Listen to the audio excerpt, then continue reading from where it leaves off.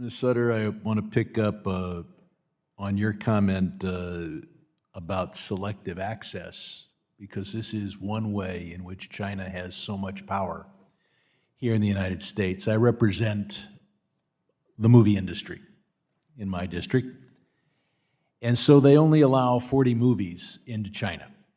If you run a studio, you want to be one of those 40. You know, if you make a movie about Tibet, that movie isn't getting into China. You know, if you make a movie about Tibet, none of your movies are getting into China. If you're Morgan Stanley and you want to do banking in China, you know that you may be one of the banks that gets into China. If your global index includes Chinese companies to a sufficient degree, and if you officially notify all your customers that they should include China to the 15% level or whatever level in their portfolios. You know that you'll be allowed to do business in China if your lobbyist is here on the Hill lobbying for China. China doesn't need to hire a lobbyist. They have all of them through this selective access system.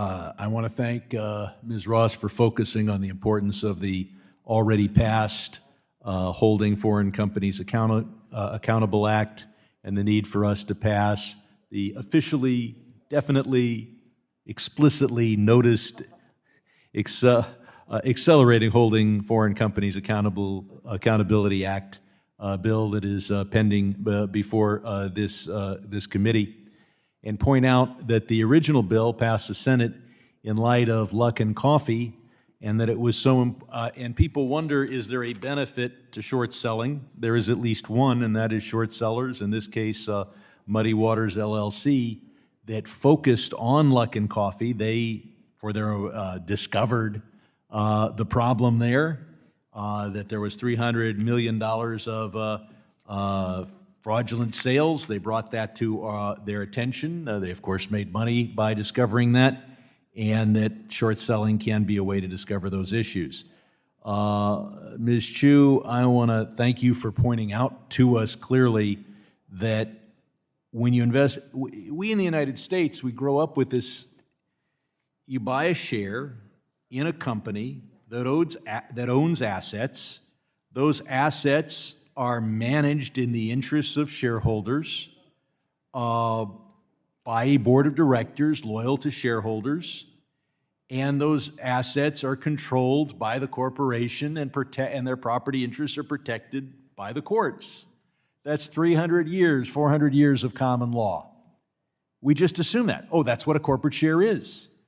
Whereas in China, the board may or may not be loyal to shareholders, may be more loyal to the goals of the Chinese Communist Party, and the courts may or may not enforce the property rights of the corporation vis-a-vis expropriation or arbitrary punishment or seizure.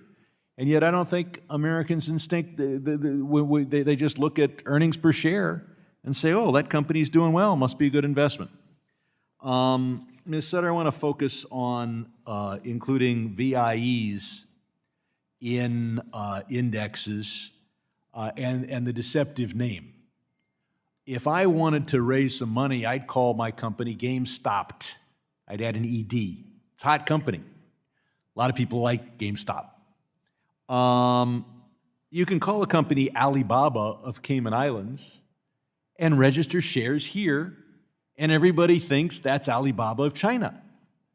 You don't own, but what you're really buying is a Cayman Islands company that owns a Chinese company that has some sort of contractual relationship with Alibaba. Everybody in China, everybody has a contract with Alibaba. That's, if you got them on your phone.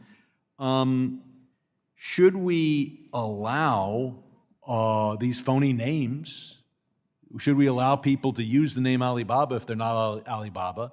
And should we allow people to say that you're in an index because you're a big company when you're really just a Cayman Island shell?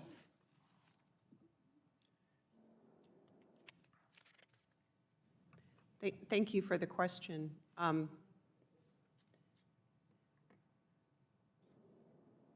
Would you like me to answer? Yes. Yeah, okay, just to be sure. It's interesting when you read a Chinese company disclosure that's submitted to the SEC, they often will talk about the VIE structure and risks associated with the VIE structure, sometimes going on for 5 or 10 pages.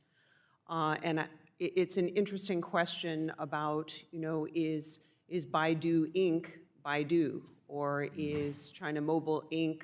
China Mobile, in the sense of how the company is advertising to investors? So that's an interesting question to consider. I think, the other thing... I'm going to have to ask you to respond for the record. It's my fault, but I've got to go on to the next questioner. I now